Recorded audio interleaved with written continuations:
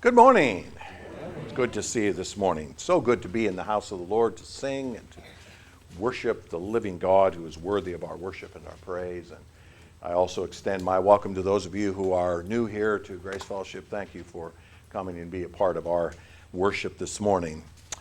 We are working our way through the letter that Paul sent to the church at Philippi. We call it the book of Philippians in the New Testament, and we are in the midst of chapter 2 now, looking at the next pericope that comes starting in verse 19. But just to get a running start into it, let me remind you again of what we have looked at over the last couple of Sundays in the previous passage from verses 12 to 18. You remember that Paul has, in this passage, continued the thought he started all the way back in the beginning of this chapter, where he wanted them to follow his instructions by working out their own salvation.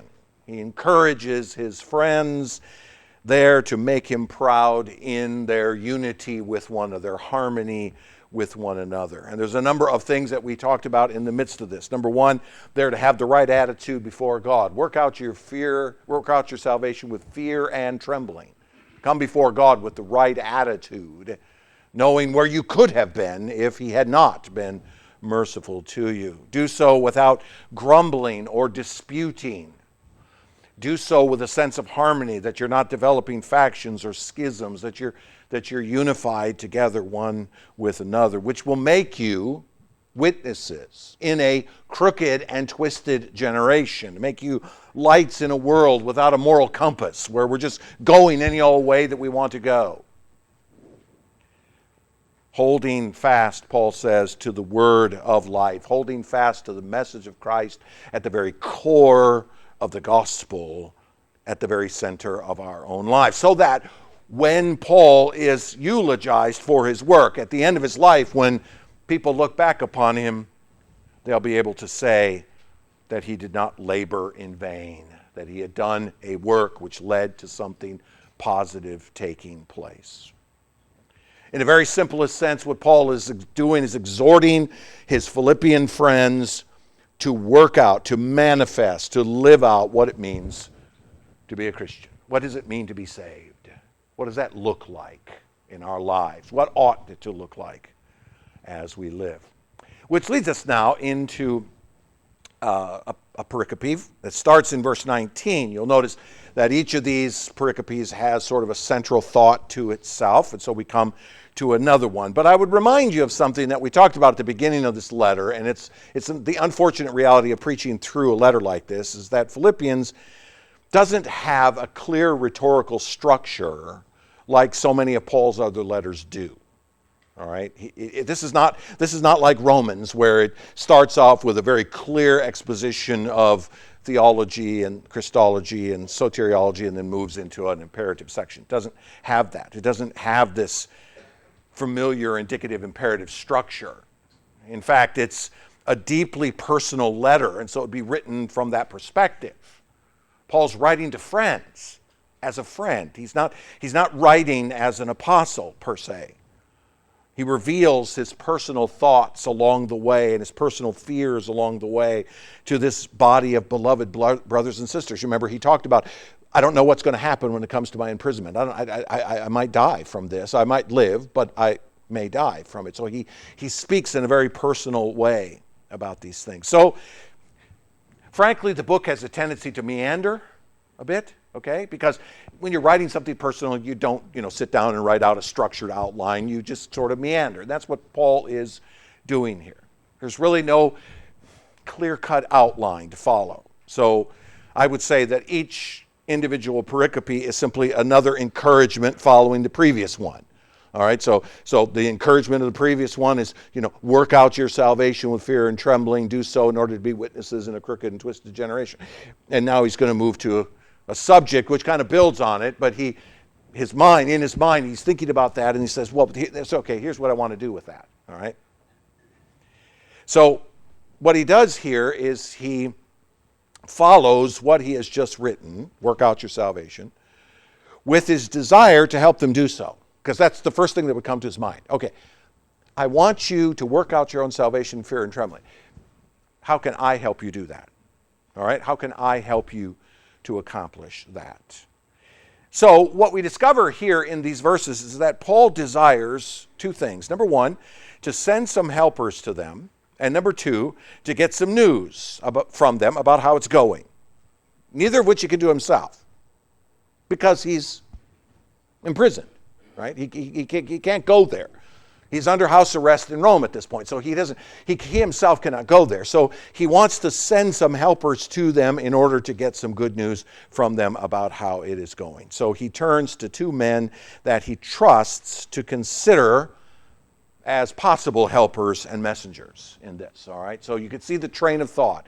He's thinking about how can I help them, or what do I want from them, and then, okay, how can I help them? And who can I really send? Who do I trust enough to send? All right, so that's how this goes into verse 19. So there's two parts of this which we'll look at this morning in two different sections. So let me read the first part of it, and then we'll read the second later.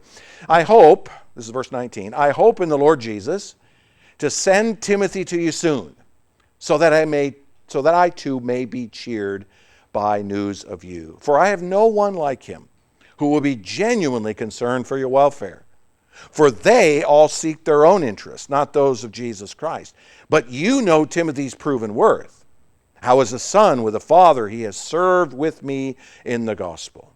I hope therefore to send him just as soon as I see how it will go with me, and I trust in the Lord that shortly I myself will come also.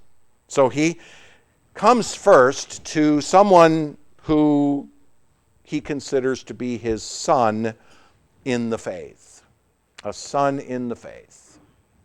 Now, obviously at this point we're talking about an individual, so we need to talk about who he was. Who is this Timothy? I know we've talked about this before, but there's always new folks coming, and most of what I've said about him you've forgotten anyways. So here's Timothy. Who is this man?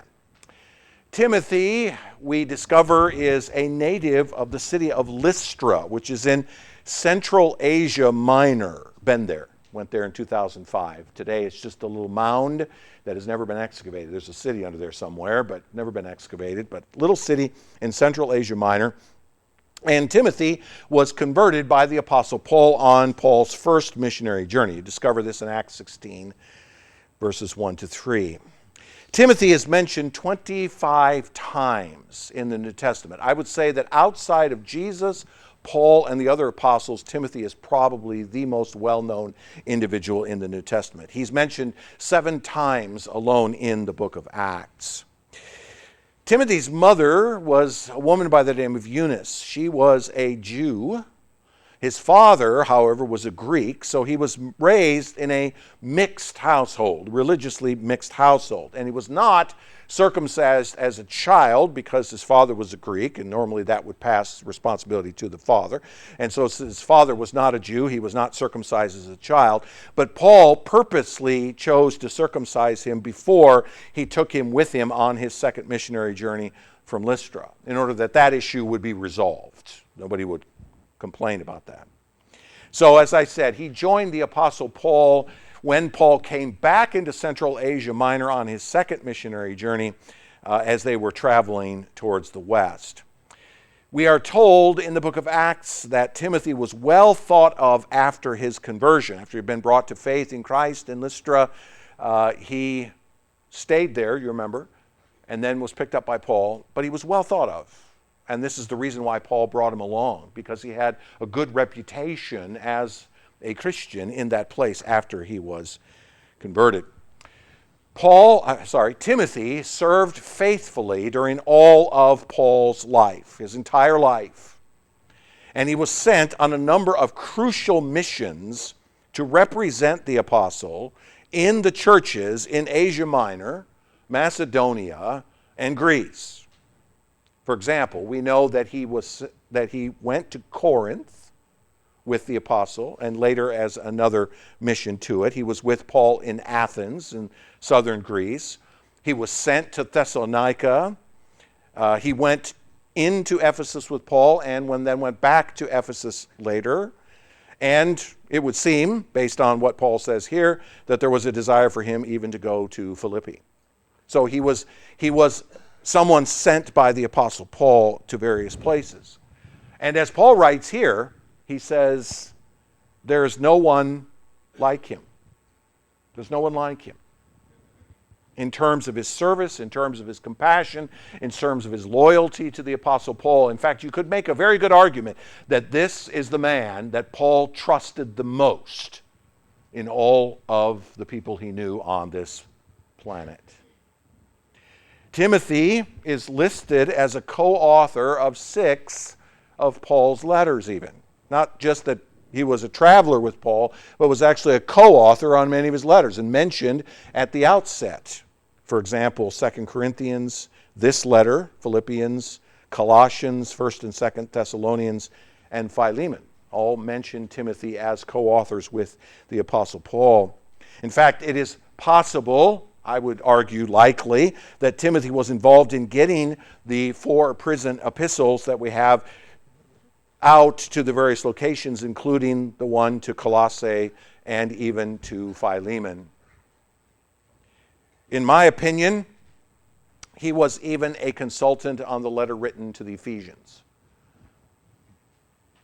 Given its timing, its similarity to Colossians and so forth, it seems reasonable that Timothy was probably a consultant even on that letter.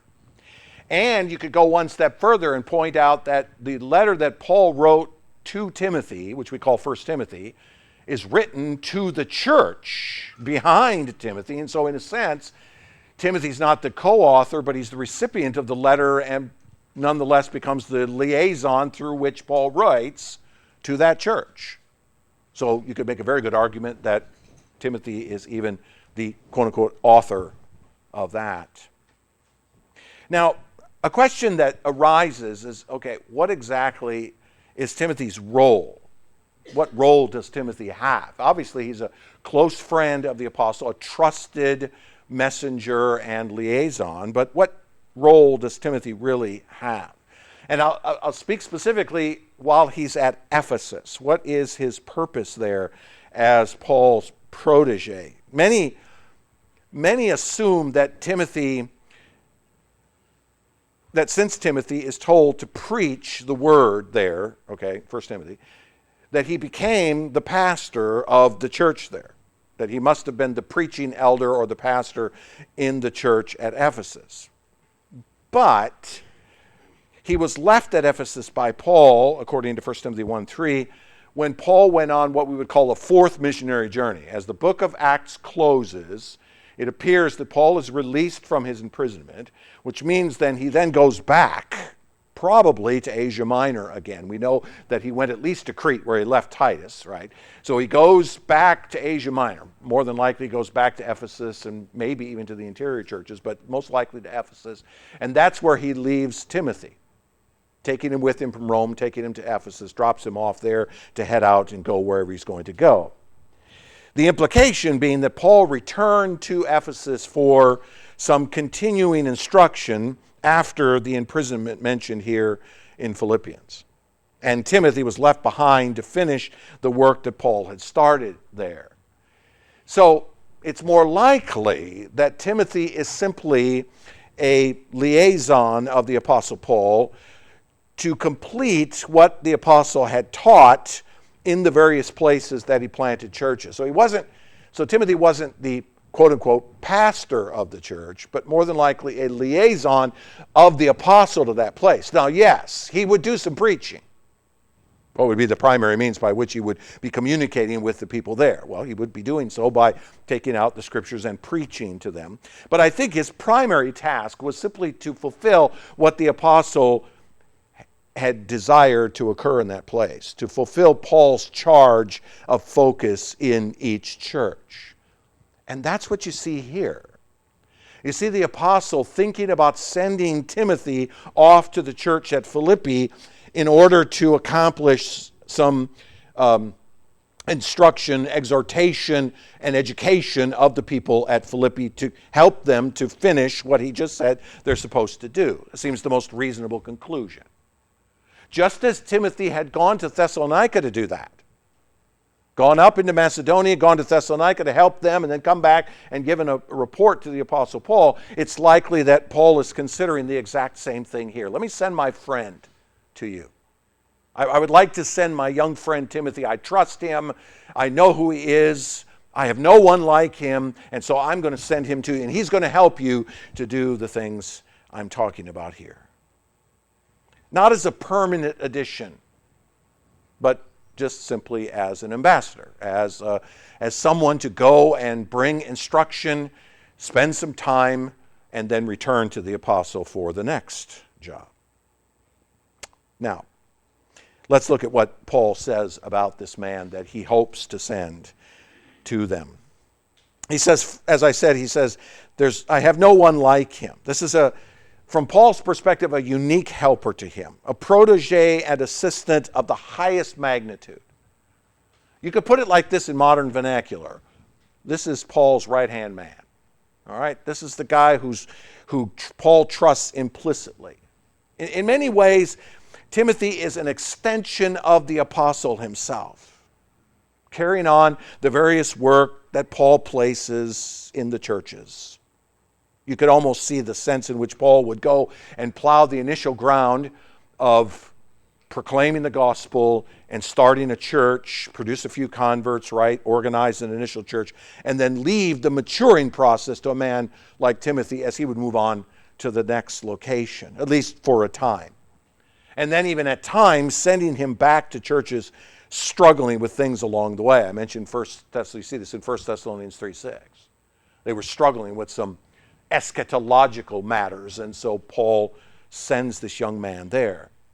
So what you see here is Paul hoping to send Timothy back to Philippi to help them do as Paul encouraged him to do. So that's basic idea. And he says in verse 20, for he is genuinely concerned for your welfare. Now, it's important to remember that Timothy has a stake in this church in Macedonia. He has a stake here because Timothy had been with Paul in Philippi when they first arrived there. When Paul and Silas had gone there and Timothy and Luke had joined them from Central Asia Minor and had gone into Philippi, when Lydia was converted, Timothy would have been there. He would have been familiar then with them. He would have known them by name. He would have been involved in their initial spiritual formation. He wouldn't have been a stranger to them at all. He would have been someone they would have known. So when Paul says, I hope to send Timothy to you, their response would have been, well, we know him, sure. We love him, just like Paul does. And Paul says something interesting in verse 21. He says, for they all seek their own interests, not those of Jesus Christ. So he's making a comparison of Timothy in verse 20. There's no one like him who will be genuinely concerned for your welfare, versus those who seek their own interests, not those of Christ. The they in this case, Paul says, is those who seek their own interests. It's those, you might say, who don't have a personal stake in this. Now, the natural question is, who's the they in that verse? All right? There's no way to know because the they doesn't have a precedent in it. It's as though Paul just throws in a plural pronoun for some reason about people, but we don't really know who he's talking about. It's hard to assign. Is Paul speaking of other gospel ministers with him? Other men? We're going to meet one in a minute. Or is he talking about enemies of Paul and maybe even enemies of the faith, not those of Jesus Christ, for example? Which is he talking about? Is he talking about those who are faithful to him in the gospel that are with him, or those who are enemies of the gospel? Really hard to say. But the context seems to imply that the they is let me restart that sentence. The they seems to imply that Paul is just using hyperbole to describe the difference between Timothy and his other helpers. I don't think he's necessarily throwing all of his friends that he knows under the bus. I think what he's doing is he's simply using hyperbole to describe the difference in concern between Timothy and everybody else. Not that these everybody else's would not care, but they wouldn't have anywhere near the level of care that Timothy would have, because Timothy had been there. Because Timothy knew these people, and they knew him. So it's possible that Paul is talking about others who are unfaithful to the gospel, or even those who might have gone to Philippi with a false gospel, as we see in so many of Paul's letters, even though there's no mention of that anywhere in the letter. I'm inclined to believe, just my opinion, that given the context, Paul is probably just using hyperbole. Timothy is a consistent, faithful, humble follower of Jesus. His role through Paul, via Paul, is heads and tails above everyone else. He is consistently more concerned about others than about himself. So I think Paul is simply comparing, if you will, to say to them, look, if I send you Timothy, you know you're getting someone who really cares about you. You know you're getting someone that I trust implicitly. You know that if Timothy were to come to your church and be there, you would welcome him because he's one of you and he's concerned about you and the gospel. I think that's where Paul is going. Again, it could be that the they is others who are enemies of the gospel. That's certainly a possibility, and it fits the context in a sense. But I think the point that Paul is making is that Timothy is dedicated to Christ, and far more than just a fellow worker. He is committed to the gospel and loyal to me, the apostle, more than anyone else.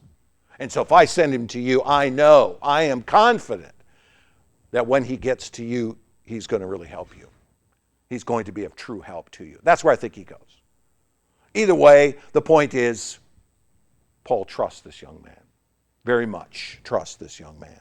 In fact, he goes on to even call him a son, has served me as a son with a father, someone intimately close to me, even as a son. Now this is key language to understanding, I think, that previous verse, because what he's saying is, you remember that Timothy was originally converted under Paul at Lystra, came to faith under Paul's preaching there. So in a sense, Timothy would be a literal son of the apostle. Literal in the spiritual sense of a son in the faith, not a child in the sense of a sibling, or as a blood relative, but someone who is a literal son of Paul by extension of the gospel. Paul would be Timothy's father in the faith. Timothy would be a child of the apostle in the faith. So when he says he is a son, how he is a son with a father, he has served me. He's speaking of the relationship that he has nurtured with Timothy over time. The initial conversion, important, no doubt. But Timothy has demonstrated a connection to the apostle as though the apostle is not only his friend and an apostle, but a father. Someone that Timothy would look up to and learn from and grow from and find great help from. As I was reading those words, I couldn't help but think of my friend Dr. Kimbrell and Laurel, a father in the faith, a man who helped me immensely to understand these great doctrines of the faith. Same kind of idea. It's a parallel. It's a parallel to the relationship of Jesus to his Father. Now, I know that sounds like a stretch, right? You're comparing the relationship of Timothy to Paul as the relationship of Jesus to his Father. Yes, I am. And here's why. Because I think it's on Paul's mind.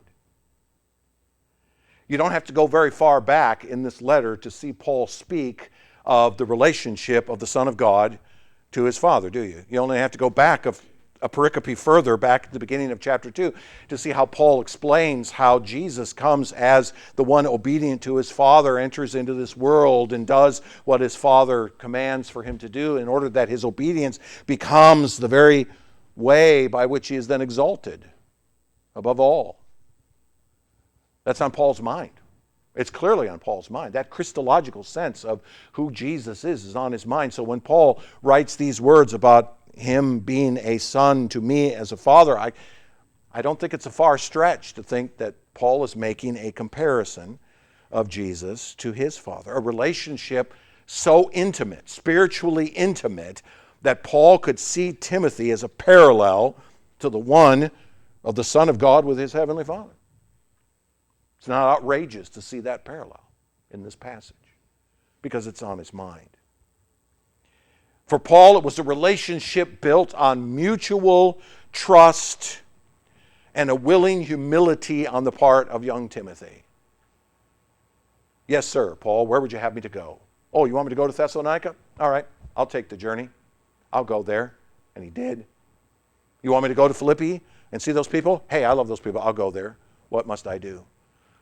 That's the kind of relationship they would have. Paul could simply say to Timothy, would you be willing to go to Philippi? And Timothy would be, of course. Send me, I'll go. You want me to go? And I'll go for you. I won't go for me. I'll go for you. I'll speak for you. I'll speak your words, not mine. I'll do what you want me to do. Remember, it's Paul seeing Timothy as a man who loved the Lord Jesus Christ, had been converted to true faith in Christ, had been mentored under the apostle himself such that he was mature in the faith, even as a young man, mature in the faith, and then the opposite side of that being the personal relationship that they have with one another. You put those two things together, what do you have? You have a man that Paul could say, he's like a son to me. Just as Jesus was obedient and humble before his Father, young Timothy is obedient to me in doing the work that I do, being sent out as an apostle. In other words, the kind of relationship, that would be transformative in helping the Philippians understand unity. What's Paul been writing about? Be one. Be of one mind. Be of one spirit. Be of one love. Right? Go back to chapter 2, verse 2. Complete my joy by being of the same mind, having the same love, being of full accord, and of one mind. It says it 4 different ways in one verse, doesn't he? Who better to send to this church than a man who is of one mind with the apostle? A harmony between the two of them, a unity, a same love, the love of Christ, between them, identical to one another. The perfect candidate to send to that church to teach them about the idea of harmony and unity, so forth. He would come and the people would immediately see Timothy as a man who was completely and consistently humble and unified with the one who had sent him there, just as Christ himself was humble and unified with his Father and being sent to us. You see it? Timothy becomes the perfect one to send. However, and the however is that Paul here only has the hope of sending Timothy, okay? Let's notice that carefully. You'll notice in verse 19, he says, I hope in the Lord Jesus to send Timothy. In verse 23, I hope, therefore, to send him. All right, so he has not made up his mind to actually send Timothy there. Paul was unsure. And what he's waiting for, as it turns out, if you look at this passage, he says, verse 23, I hope to send him just as soon as I see how it will go with me. So he says, I'm not quite sure about sending him yet because I need to find out what's going to happen to me before I send Timothy away. Now, I think that's understandable, don't you? All right, imagine you're imprisoned in Rome. You don't know what the outcome of the trial could be. Could be your own death. So, you have a friend who is with you, a friend who is the closest person that you know in all the world, and you know that he would be an excellent resource for the church at Philippi in regards to this whole issue of unity. But if I send him, then I don't have him with me anymore. And Paul probably didn't want to say goodbye quite yet. It could also be that Paul is reticent because Timothy would be instrumental in Rome had Paul actually been executed. Who's going to carry on the work of what he's going to do? Who's going to continue to lead what needs to be taken care of there? Paul knows that if he's gone, Timothy's probably going to be the guy to step up to that.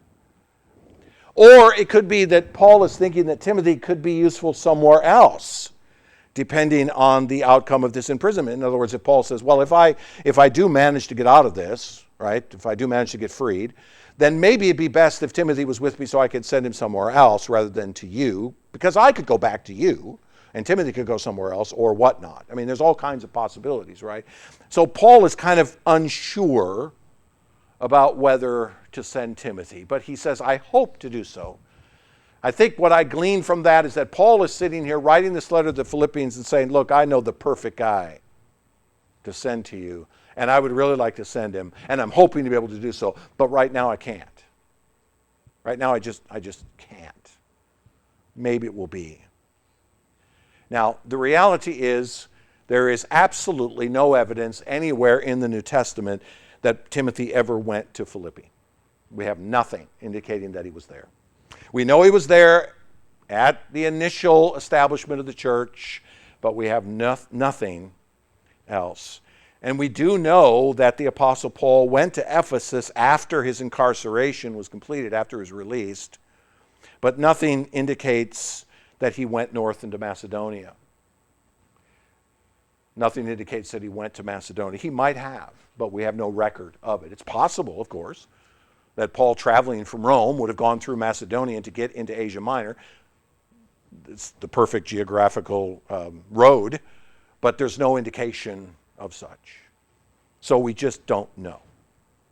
But what we have is a man who is saying, hey, I know the perfect candidate that could come to you and help you with this whole issue of harmony and unity and so forth, and I hope to send him to you, but I can't right now.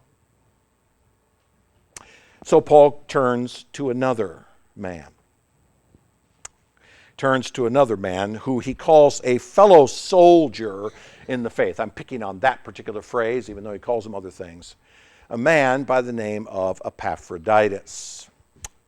Verse 25, I have thought it necessary to send to you Epaphroditus, my brother and fellow worker and fellow soldier, and your messenger and minister to my need. For he has been longing for you all and has been distressed because you heard that he was ill. Indeed, he was ill, near to death. But God had mercy on him, and not only on him, but also on me, lest I should have sorrow upon sorrow. I am the more eager to send him, therefore, that you may rejoice at seeing him again, and that I may be less anxious. So receive him in the Lord with all joy and honor such men, for he nearly died for the work of Christ, risking his life to complete what was lacking in your service to me. Unlike Timothy, Epaphroditus is only known from that paragraph that I just read. We have no other reference to him anywhere in the New Testament. Epaphroditus is actually a pagan name. It means, quite literally, belonging to Aphrodite. You remember Aphrodite is the Greek goddess of fertility and sexuality. The implication being that he was a Greek and that his parents, and maybe he too, held a deep devotion to the goddess and the religion and the rituals and the temples associated with her. Lots of statues and temples of Aphrodite in Greece. Go to museums there, you will find statues of her, and because she's the goddess of fertility, you can find, I'm not going to go there, you can find some interesting pictures of what this woman would have looked like. And let's just say it's bizarre, all right? So, based on chapter 4 and verse 18, where he's mentioned again in the letter, I have received full payment and more, I'm well supplied, having received from Epaphroditus the gifts you sent, it would appear that Epaphroditus was either from Philippi or had been in Philippi after Paul had established the church there, or even maybe converted by the apostle while he was there. He is probably from Philippi. because he came from Philippi to Paul in Rome and brought gifts and other things to the apostle. Obviously now, converted to Christ, his name would no longer mean belonging to Aphrodite, because now he belongs to Christ. Right? As I said, he had traveled to Rome to bring gifts from the church at Philippi. He had brought probably financial support, money, gifts of various kinds, and highly likely letters of encouragement, probably written letters given to the apostle from the people there. I mean, it's not unreasonable to assume that Lydia herself may have sent a letter to the apostle Paul through Epaphroditus to Rome, or the soldier that was at the jail where Paul and Silas were kept, who ultimately came to faith. Right? It's very possible. In any case, they brought gifts, and he brought gifts, and Paul considered the gifts very generous indeed. Now, as we read, it seems that Epaphroditus had become severely ill, even to the point of death, while he was in Rome. But he's recovered and was being sent back to Philippi by Paul. We'll get to that healing in a second. The assumption is then that Epaphroditus is the man that delivered this letter to the church at Philippi. Highly likely that Epaphroditus took it from Paul's hand and delivered it to the church at Philippi. The church at Philippi thought that the letter was so important, they made copies of it and passed it around, and those copies eventually got distributed out even to other churches, thus that it came into our scriptures. So this man becomes an important one. Now, you will notice that Paul intends to send Epaphroditus. Okay? Timothy, I hope to send to you. Epaphroditus, I am sending to you. Okay? There's a significant difference, and you can see it. In other words, if I can't send Timothy, the least I can do is send back to you the man that you sent to me. Now, how did Paul view this man? How did Paul see this man? Okay, I spent a bunch of time, didn't I, talking about how Paul saw Timothy, right? So how does he see this man? Again, given that his only biography is found here. Now, we know that Paul left Philippi rather quickly after the church was established there. We know that because the persecution that broke out in Philippi forced him out of town. And then he went off to see the Bereans, and then he went off to see the Thessalonians, right? So we also can glean from this that Epaphroditus comes to Rome after Paul is imprisoned. I mean, bringing their gifts, right? He has to collect their gifts to bring them to. They would have to know that he's in prison in order for him to bring the gifts. So obviously he came to Rome after Paul's been in prison. So Paul's entire knowledge of Epaphroditus is, however long he was there in Philippi and saw Epaphroditus there, assuming he even did. I'm assuming he did, but I don't have proof of that. And secondly, the brief time that he's been in Rome after coming from Philippi. So Timothy's relationship to Paul is lengthy. Epaphroditus' relationship is very short. Very short. Paul doesn't know the man anywhere near how he knew Timothy. But, nonetheless, Paul praises him as a true gospel companion, and he calls him 4 different things. He gives 4 different things. And I want you to notice the progression of this thought, all right, that Paul puts here. First, he calls him a brother. Okay, a brother, in this case, obviously not a sibling, but a brother in the faith. Okay, so this would be a man who is also a Christian like Paul is, converted, and truly converted. Okay, does Paul know the difference between a true brother and a false brother? You bet he does. So when he looks at Epaphroditus and calls him a brother, he knows that this is a man who's truly been born again by the Spirit of the living God and trust in Jesus Christ. So it's a fellow follower of Christ, a part of the family of God. So at a minimum, the most important thing that Paul would say about the man is he's a Christian, a true, genuine follower of Christ.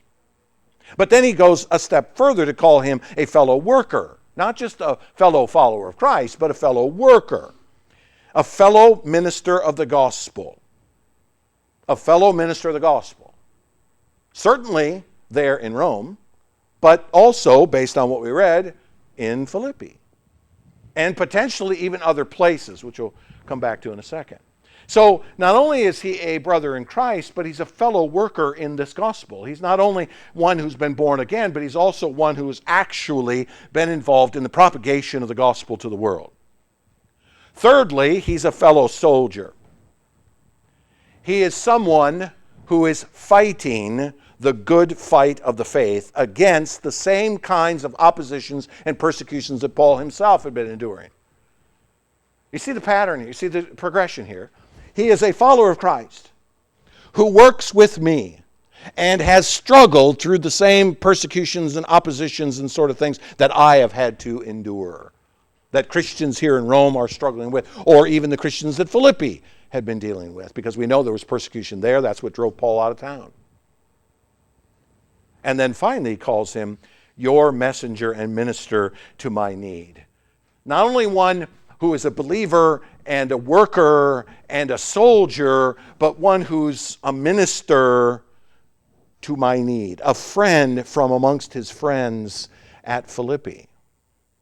He's come to me as a part of you as a church and demonstrated that he is a true friend to me. In other words, someone I can trust to send back to you. Someone that I can put my trust in, someone that I can look at and say, I believe that he's going to be faithful when I send him back to Philippi. He's going to be helpful and faithful in accomplishing what I, the apostle, want to take place in that church. I want to help them. I want to help you to be unified and singular of mind and singular of love, and I think this guy can do it. He demonstrates that to me, even in the short time that I have known him. In fact, there's one more thing that Paul says about him, and he says he is longing for you all and has been distressed because you heard that he was ill. Verse 26. There he is in Rome. He's away from what I'm assuming is his home, Philippi, and he is distressed because they have heard about something, and he hasn't been able to get the news back about what's taken place. Paul considers that something special. Epaphroditus apparently had a great love for the church he had come from and was distressed by something that had happened to him that he hadn't been able to tell them about. So this thing that he's not been able to tell them about is the fact that he had become ill, even to the point of death. He had fallen gravely ill, we can glean from this text, while in Rome. It doesn't seem likely that Epaphroditus came to Rome ill. That doesn't make sense, right? Wouldn't have come there gravely ill. And it seems likely, therefore, that he became ill while he was there in that place. Now, again, the illness itself is unknown. We don't know exactly what it is that he came down with. We don't know what it is that happened to him. And remember, a lot of sicknesses that you and I get in the 21st century would have been fatal in those days, not to us, but to them, right? Today we can cure leprosy with a dose of antibiotics. People lived all their lives with it in those days. So we don't know what the illness was, but the illness itself seems to be in the line of duty. Verse 30, for he nearly died for the work of Christ, risking his life to complete what was lacking in your service to me. He came not just as a messenger from Philippi. He didn't come just as the mailman. He came to not only deliver the gifts, but to be involved on behalf of the Philippians, and his involvement was so great that it led him to the point of becoming gravely ill. He put his life into his faith, into his mission. He put his whole life into his mission such that he became gravely ill as a result of it. We don't know how, but a number of possibilities. Maybe he was working too hard and he had a poor immune system. Maybe the stress of having to deal with Paul's imprisonment and other kinds of things. There are some speculations that even he himself had been imprisoned at some point in this process. Seems to speak in that way. There's sort of a language there that seems to speak that. The poor conditions, maybe even the persecution and the opposition that had come against him had caused him to become ill in some way. Who knows? Doesn't say. But all Paul says regarding this is that God had mercy on him. God had mercy on him. And God says, and Paul says, that God had mercy on him, and not only on him, but on me too, because you know what? If he had died, my sorrow would have been multiplied. Sorrow upon sorrow. I don't know how I would have handled it if the man would have died. He had put his whole life into working for you, the Philippians, and for me in Paul as the apostle, and it had cost him even his life. That's how much he thought of himself in the gospel. Now, for the record, let me just point out that there's no hint here at all that Paul healed the man. None whatsoever. No hint, absolutely no hint whatsoever that Paul miraculously healed the man. In fact, the language is simply that of a man recovering naturally under God's providence. Now, it could be that the apostle touched him and healed him and he survived, but it just really doesn't look that way, okay? So in my opinion, I think this is a man who simply recovered naturally under this, and Paul is grateful that he did, because imagine what would have happened if he had died, right? Okay, so I'm inclined to read this as he recovered through the normal providence of God, using rest and medication and doctors and hospitals and whatever to cause him to recover. By the way, which, if I might be so bold, speaks strongly against the need for such signs in the church. Do we really need God to miraculously heal in order for us to trust God and follow him? Do we really need the miracles? And the answer is no. I think Paul would look at the healing itself by the natural process of providence as a miracle in and of itself. The fact that a man could recover from something like this because God had mercy on him is miraculous in and of itself. It may not have been done in a miraculous way, but nonetheless it was something that Paul looked upon and said, that's wonderful that God had done that. Oh, and by the way, for those who want to say that we Reformed people never have any miracles occur in our churches, I say to them, then you're not watching closely. Because every time that someone comes to faith in Christ, it is a miracle.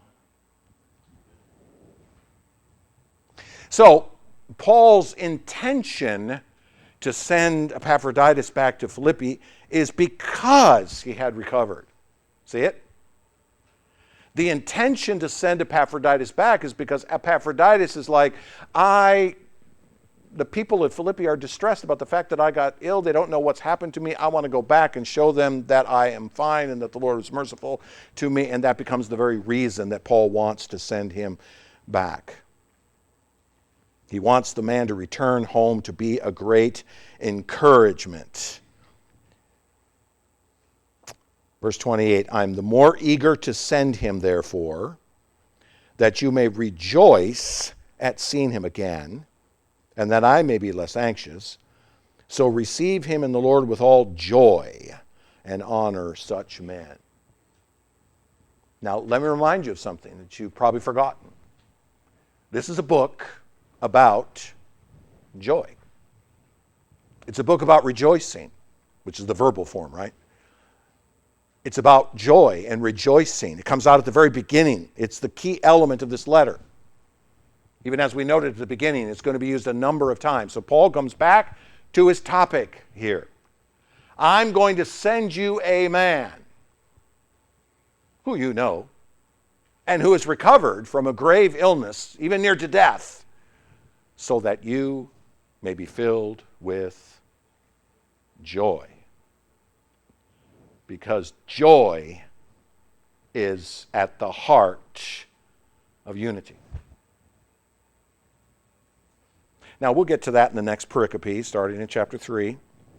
You'll see it. In fact, next words are, finally, my brothers, rejoice in the Lord. Okay? So we'll come back to that. So Paul wants them to receive Epaphroditus back in the Lord with all joy. Take him back as one of your own, and let him help you do all that I have written in this letter. I want you to succeed in being unified and harmonious, of the same mind, and here's a man who I truly believe can help you do that.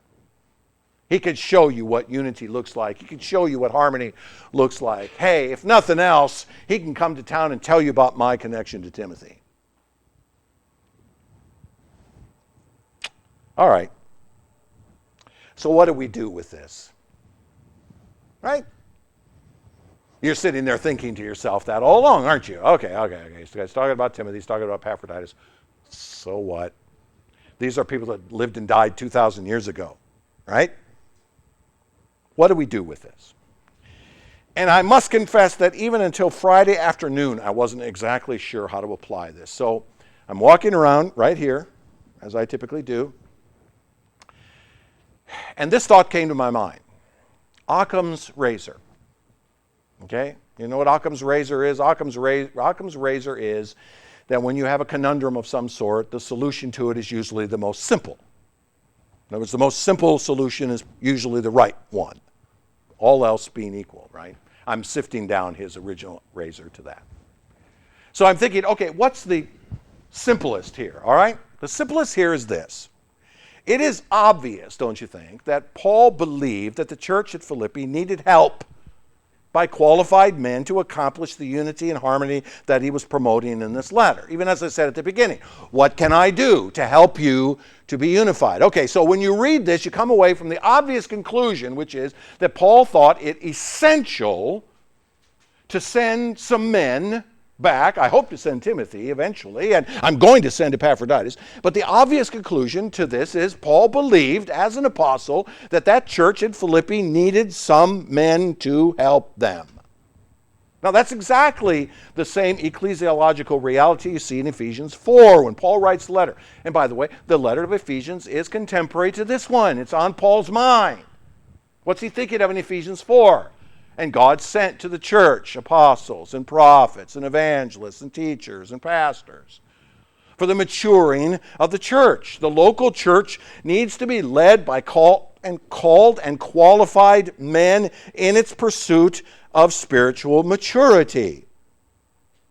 We are not an island, in other words. Paul says, I want to send you some men that can help you to do this. I think Paul would undoubtedly promote the same today. There's no reason to believe that Paul would have changed his mind. That's why he left Timothy at Ephesus at the end of his life. I need you to stay here, young Timothy, and help this church out of Ephesus, that's full of strife and difficulty and troubles. I'm sending you there for the purpose of leading the church. And Titus, I'm leaving you on Crete to install elders in the churches there to do that exact same thing there. You see? I think it's in Paul's mind. There needs to be men qualified and called that are put into positions to help with these matters. Thus, Paul would undoubtedly promote the same today. Surround yourself with men in the local church that can help lead you into all spiritual maturity. Surround yourself with men who can lead you into spiritual maturity in the local church. This week we're going up to camp, and our subject material is going to be chapter 27 of the Confession. It's called On the Communion of the Saints. And what we're going to discover is that the communion of the saints is those that are gathered together under local leadership of called and qualified men, even as iron sharpens iron, right? So one man sharpens another, Proverbs 27, right? The communion of the saints is the key idea of the chapter, that we do this together. We do this together. Or I would put it like this, And I think I can make this point pretty easily from this chapter. In fact, from this entire letter. It is impossible for men far away to do the day-to-day work of shepherding and guarding your souls. It is impossible for men far away to do that. Paul is far away, isn't he? Paul writes to the Philippians and says, I want you to be unified, but you need help to do it. I'm sending you somebody who's going to come to your church and help you do it. Don't just read this letter to get everything you need about how to be unified. Follow the man that I'm sending you who's going to give you even more instruction on this point. Or, if I might be so bold, let me put it like this. The internet is a poor substitute for the work of elders and shepherds in the local congregation. There, I said it. The internet is a poor substitute for the work of elders and shepherds in the local congregation. Your favorite internet preacher cannot be your shepherd. As wise as he may be, as much as he may teach you, he cannot be your shepherd. He cannot guide you. He does not know you. He doesn't even know you exist. The Lord sends men into the local church, and the local church is to be the instrument through which our spiritual maturity occurs. We can learn much from those who are far away. Paul sent a letter. We learn much from Paul's letter, don't we? We learn a great deal from Paul's letter. It becomes, in fact, a book of Scripture. It's so full of truth. But in the end, even the man writing the letter and sending it to the church at Philippi says, my letter isn't enough.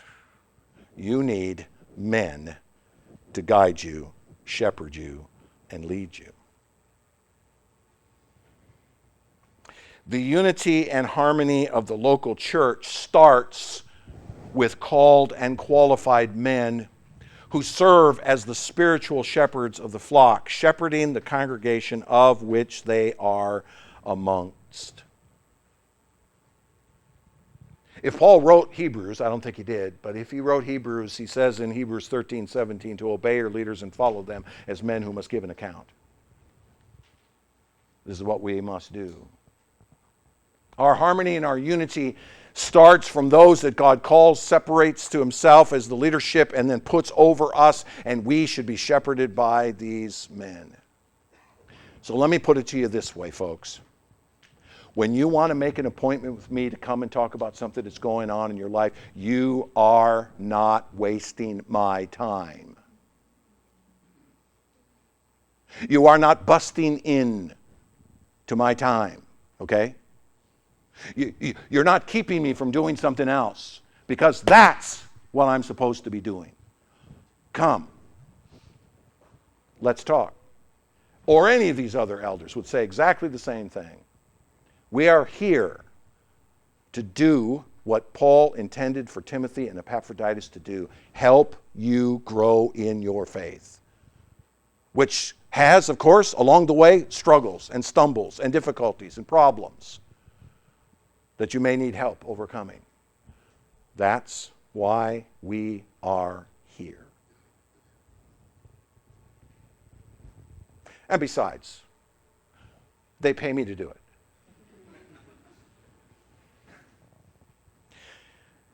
Paul hopes to send Timothy and does send Epaphroditus, or at least we assume he does, back to the church at Philippi because he knows that they will need help to be in the harmony of the Lord. And so let us surround ourselves with the men who can help us to follow Christ.